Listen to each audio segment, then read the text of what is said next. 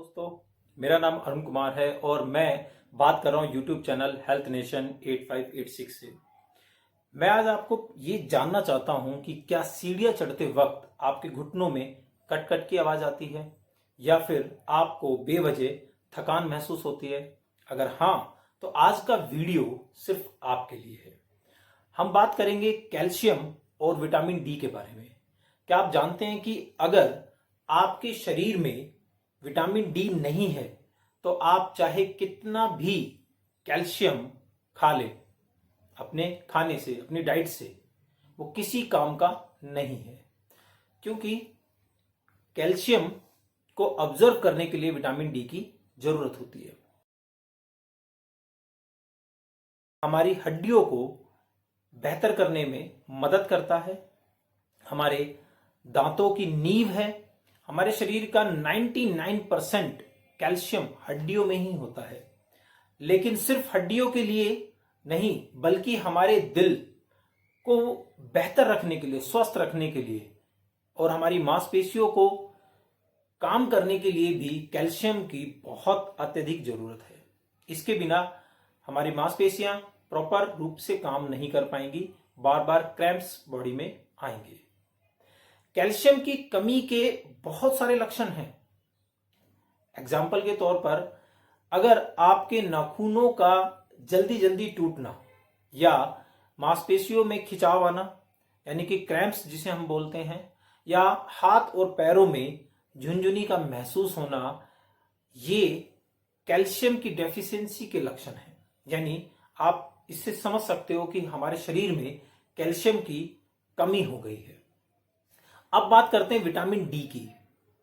Vitamin D, इसे sunshine vitamin भी कहा जाता है और विटामिन डी का बहुत इंपॉर्टेंट वर्क है, बहुत जरूरी काम है और उसका असली मेन काम जो है वो है आपके इंटेस्टाइन यानी आपकी आंतों को ये बताना, ये इन्फॉर्म करना कि खाने से जो कैल्शियम हमें मिल रहा है उसे सोखना कैसे, यानी उसे ऑब्जर्व कैसे करना है। यानी कि खाने से जो कैल्शियम हमें मिलता है, हमारी आंतों को उसे ऑब्जर्व कैसे करना है, यही काम विटामिन डी का है।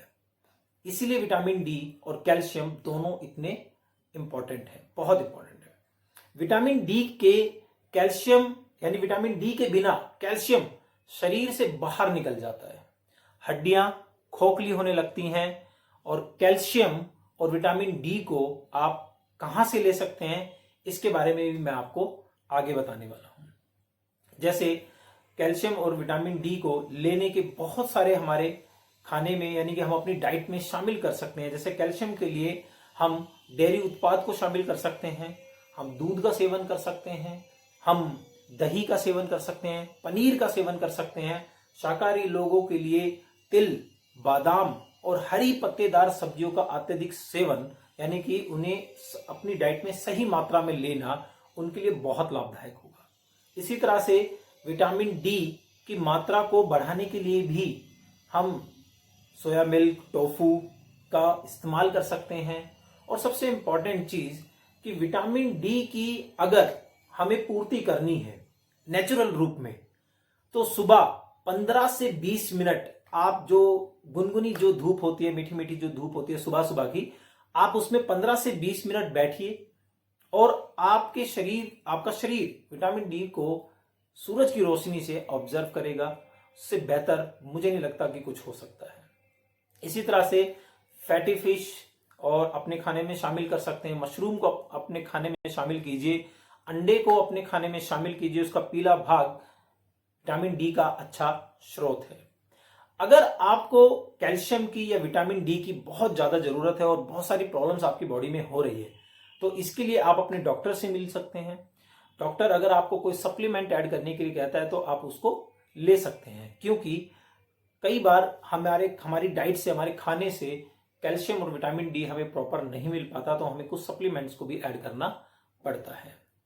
मगर अंत में मैं आपको चलते चलते एक बात और बताना चाहूंगा कि आपको कुछ चीजों को रोकना भी है, कुछ चीजों का परहेज भी करना है, ताकि आपका कैल्शियम और विटामिन डी जो है वो वेस्ट ना हो। यानी आपको अपना चाय से जो या कॉफी से जो आपको कैफीन मिलता है, उसका बहुत ज्यादा सेवन, बहुत ज्यादा लेने पर आपका कैल्शियम जो है यूरिन के द्वारा बाहर निकल जाता है। अगर इसकी मात्रा आपके शरीर में बढ़ गई है, यानी कि कैफीन की मात्रा अगर आपके शरीर में बढ़ गई है, तो वो आपके यूरिन के द्वारा आपके कैल्शियम को बाहर निकाल करके ले जाएगा। तो इसीलिए आपको चाय और कॉफी का जो सेवन है उसे लिमिटेड करना चाहिए, उसे कम करना चाहिए। अगर आप उसके बिना नहीं रह सकते हैं तो आप उसकी मात्रा को कम कर सकते हैं। आप वन टाइम, अगर आप 4 बार पीते हैं तो आप उसको वन टाइम ले सकते हैं। पानी का प्रॉपर आप इनटेक रखिए।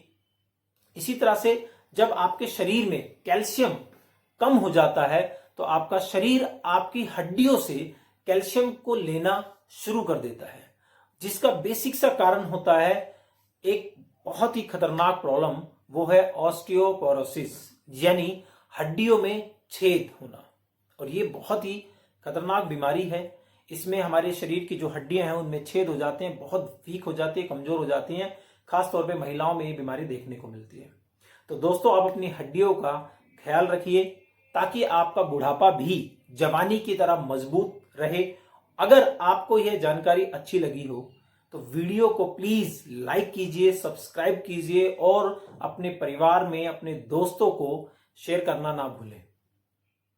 और बहुत सी और भी मेरी वीडियो हैं, आप उनको देखिए, आपको उनको समझ में आएगा कि हमें अपनी सेहत को बेहतर रखने के लिए क्या क्या चीजों को करने की आवश्यकता है और हमें जिंदगी भर स्वस्थ रहने के लिए सिर्फ अपने खाने को बदलने की जरूरत है।